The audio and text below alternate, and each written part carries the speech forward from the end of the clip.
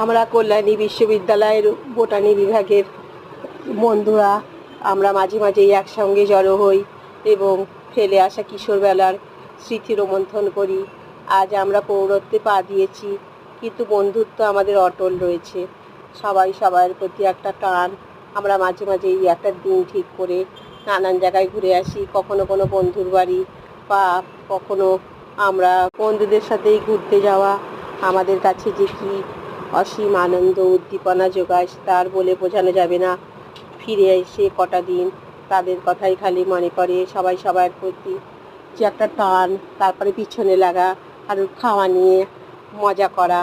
এবং আমাদের নানা রকম শারীরিক সমস্যা আছে এবং অন্যেরা সেটা খুব বোঝে যে এর এই অসুবিধে আছে, তাকে সাহায্য করতে হবে এবং খুব ভালো কাটে দিনগুলি।